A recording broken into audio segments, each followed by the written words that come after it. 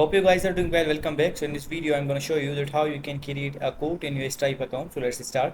So first of all, what we have to do, simply we have to open our Stripe account, and after opening that we have to go to click this more option. So let's click on the more option, and after clicking on this we need to click on the codes option. So let's click on the codes, and after clicking on the codes you will get the panel like this. Now what we need to do, simply we have to click on the create a code. As you can see, as option for the create a code, so we have to click on the create a code. So let's click on this, and after clicking on this we need to choose the customer. So I'm going to choose the customer here. If you're not getting the customers, you have to click on the add customer.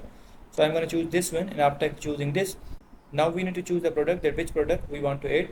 For example, I'm going to add this one, so let's add this. And after adding this, as you can see, expiry date, we need to choose the expiry date. I'm going to choose the 7 days, and after that, as you can see, you can also choose these details. You can also write the memo as well. And after that, as you can see, some advanced options are also provided here, like the code, header and footer. You can also add that. And after doing these all things, simply you have to click on the finalize code. If you want to download the preview, you can also do that. You have to click on the download preview, and you have to click on the finalize code. And after clicking on the finalize code, your code will be finalized, and when it will be added in your code section. So as you can see, the code is downloaded here. Now I'm going to open this. As you can see, now here's the code for you.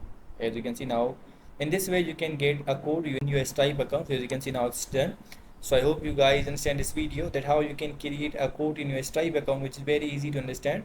So see you guys in the next video.